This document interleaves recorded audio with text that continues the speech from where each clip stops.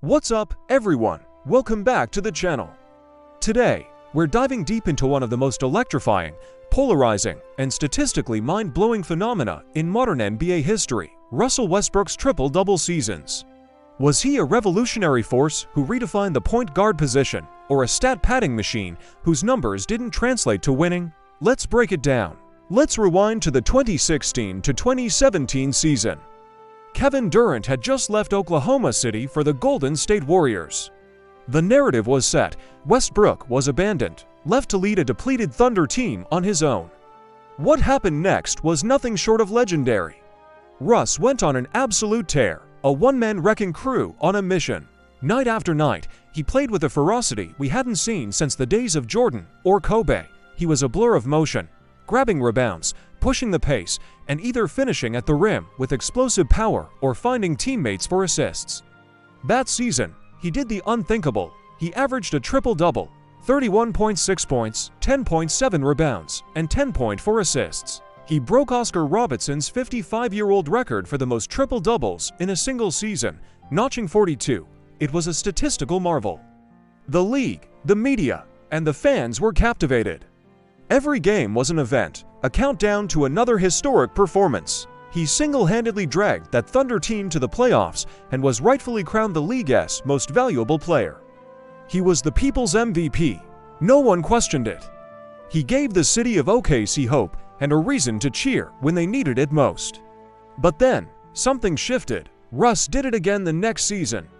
And the season after that with OKC, then again with the Washington Wizards. What was once seen as a Herculean effort started to draw skepticism. The narrative changed from "wow, can he do it?" to "is this really helping his team win?" This is where the debate really heats up. Critics started pointing to what they called stat padding. They'd show clips of his big men, like Steven Adams, boxing out opponents specifically to let Russ swoop in and grab the rebound. They'd point to his high usage rate and his often inefficient shooting percentages. The argument was that his relentless pursuit of numbers came at a cost. Was he sacrificing good shots for assists? Was he abandoning defensive responsibilities to chase rebounds? Let's be fair and look at the evidence. In that first MVP season, his impact was undeniable. The Thunder's offensive rating plummeted whenever he sat on the bench. He was the engine, the transmission, and the wheels of that team. Without his historic output, they would have been a lottery team. Plain and simple.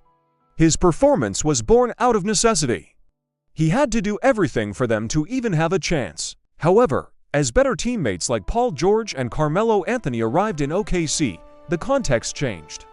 The team's success didn't dramatically improve, and they bowed out early in the playoffs. This is where the criticism gained traction.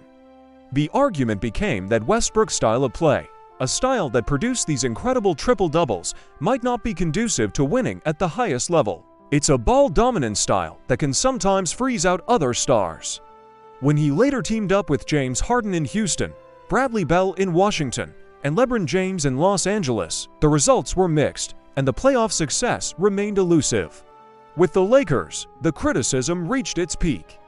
His fit alongside LeBron and Anthony Davis was awkward at best. His high turnover games and struggles with his jump shot were magnified under the bright lights of LA.